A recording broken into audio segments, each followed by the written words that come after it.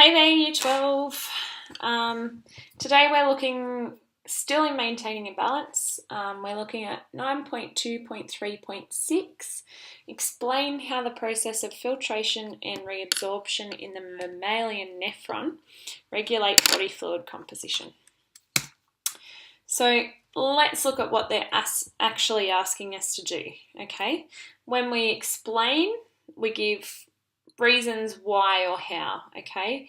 Relate these together. So in this case, we're doing how, okay? So the processes of filtration and reabsorption. They're two words we're going to know about by the end of this. In the mammalian nephron, okay? So mammalian just means mammals, okay? And nephrons are the functional units of our kidneys, okay? So inside our kidneys, there's heaps and heaps and heaps of teeny tiny little microscopic nephrons that are what actually help their kidneys with their function. And we need to talk about how those processes regulate our body fluid composition, okay? So, the basic functional unit in the kidney is the nephron, like I said. So they're what actually regulate our water concentrations, our salt concentrations, help us maintain our blood pressure and things like that, and also help us get rid of poisonous waste, essentially. So they reabsorb what we need and excrete what we don't need as urine, okay? So there's millions and millions of tiny nephrons in each kidney. So each nephron, and these lines basically are just to break up these areas to make them really obvious, okay? When you generally look at a diagram of a nephron, these won't be here, all right? That's just so that we can easily distinguish each area.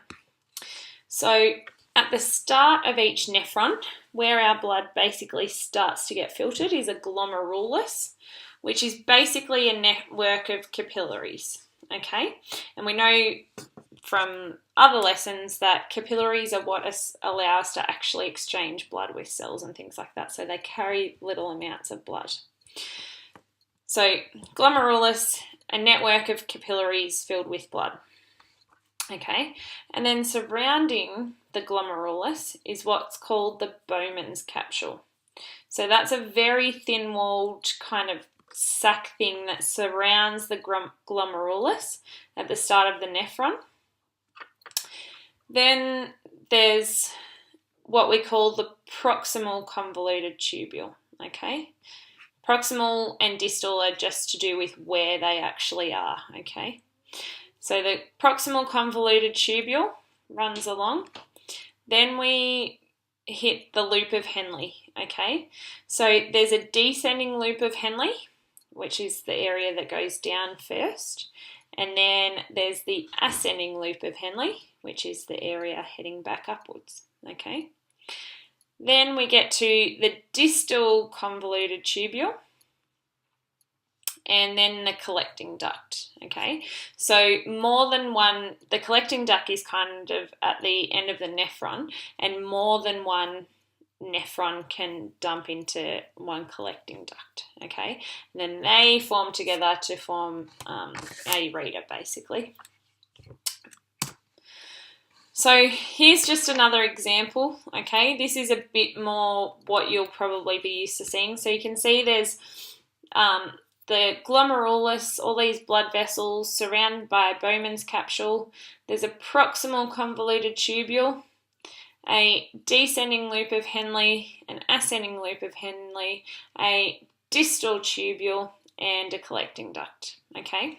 And you can also see, this is also really important, that there's a really rich blood supply around these areas, okay? There's blood vessels going all in and out of the nephron.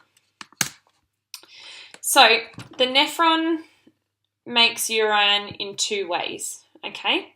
It filters our blood of small molecules and ions, and then it also reabsorbs back into our body the useful materials, and that's how we can regulate our body fluid composition, basically. So we filter and get rid of what we don't need, or we reabsorb what we do need, okay? So extra wastes eventually form urine to be excreted, okay? So what happens in a nephron is that blood comes into the glomerulus, okay, this capillary network, lots and lots of capillaries, under pressure, okay, because we have blood pressure in our bodies. That causes water and lots of small molecules in our blood and ions, so salts and things like that, to go through these capillary walls and into the Bowman's capsule. Important thing is that it only allows small molecules through, okay? So our red blood cells and things like that are actually too big to pass through that membrane, all right? So it's only smaller things that can go through. So then once that's gone into the Bowman's capsule, it's called filtrate, okay? And filtrate is basically what passes through our kidneys. So all the parts of our blood or parts of our plasma that can actually get into the nephron, that's called filtrate. The rest stays behind in the capillaries and moves on. So the filtrate then goes from the from the Bowman's capsule in through the proximal tubule, okay? Or the proximal convoluted tubule. Same thing, essentially, okay?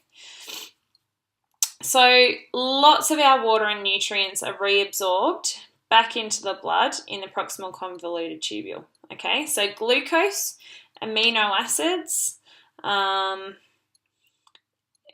inorganic salts, they're all reabsorbed back into our bodies in the proximal convoluted tubule. So then this filtrate heads down through the descending loop of Henle, okay? So water leaves a lot through the descending loop of Henle by osmosis. Then, as it heads back the other way, there's suddenly reason to transport salt back, basically, as it heads back up the ascending limb, because water has moved through osmosis. Then the interstitial fluid stuff is very hypertonic. So by the time it starts heading up the ascending limb, then salt's getting reabsorbed. Or not, it's being actively reabsorbed. So then we get to the distal tubule, okay? Where lots of other things, and I'll go through this in a minute, but lots of other things are reabsorbed back into the body. And then from there, the filtrate goes into a collecting duct to form urine, okay, and to be removed from our body. So big picture from this slide is that blood comes in through the glomerulus into the Bowman's capsule, and then what's called filtrate then moves through the proximal tubule, the descending loop of Henle, the ascending loop of Henle, the distal tubule, and then into a collecting duct, okay?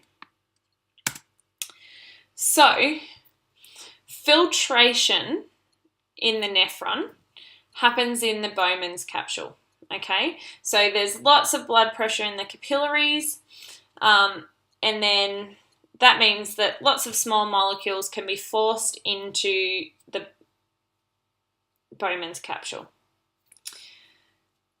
Water, urea, salts, glucose, amino acids, vitamins, are all small enough to move into the Bowman's capsule through passive transport. Blood cells, proteins, that kind of thing can't get through because they're too big to fit through. So the filtrate that's formed is a bit like plasma without having the exact same stuff as that. So reabsorption in the nephron takes place for different things in different areas of the nephron. Okay, so throughout reabsorption, we recover all our glucose molecules, all amino acids, and amino acids are basically what make up proteins, which make up our enzymes, so they're really important. And most vitamins get reabsorbed, but the kidneys don't regulate their concentration. We just reabsorb all of them. Reabsorbing ions or salts, same thing, occurs at different rates depending on what we need in our body, okay? So sometimes we need to actively transport these, sometimes they move by passive transport. It depends what our body needs and how much we've already got. Water is reabsorbed in all parts of our nephron or of the tubule except for the ascending loop of Henle. So in the ascending loop of Henle, only salt is reabsorbed. And the amount of water that gets reabsorbed depends on feedback from our hypothalamus, okay? So the chemical composition of the body fluids is what's regulated by this solute reabsorption, okay? So this looks big and scary, but when we break it down, it's not so bad. Basically, in our proximal convoluted tubule, bicarbonate ions, which is this HCO3 here, water and potassium ions are all absorbed passively, okay, so it's colour-coded depending on the arrow, and then glucose and amino acids are reabsorbed actively. In our descending loop of Henle, water can pass through, but salt can't. So water is absorbed by osmosis through the descending loop of Henle. Then when we get to the ascending loop of Henle, their walls are permeable to salt, but not water. Okay, that should say not water. My apologies, guys. So salt is reabsorbed passively through a thin-walled section, and then actively if we need more salt, through the thick-walled portion. Then it moves on to the distal convoluted tubule, where there is active reabsorption of salt and bicarbonate ions, okay? In the collecting duct, water can still be reabsorbed. Salt can potentially still be reabsorbed, but it's only through active transport. So the salt can't just pass through unless there's a sodium pump that opens up to let it. And then we end up with this final filtrate of urine. So overall, big picture, filtration and reabsorption regulate our body fluid composition, okay?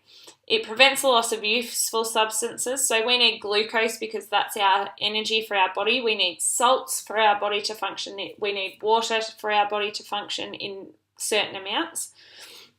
And it also helps us filter out toxic substances so that they don't build up in our body and become poisonous.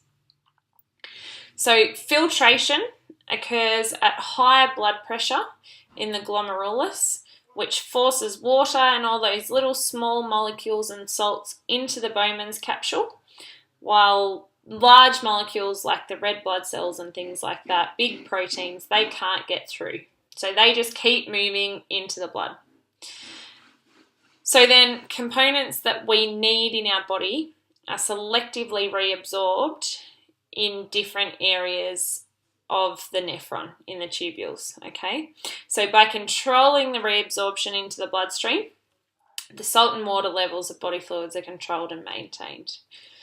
So when our nephron does reabsorb things like water and things like that, you notice that at the start, remember I had the picture that showed that there was blood vessels and things like that surrounding the nephron.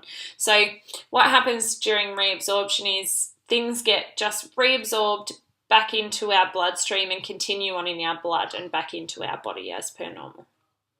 Okay, so that's a bit of an outline of how filtration and reabsorption help us keep our body fluids consistent.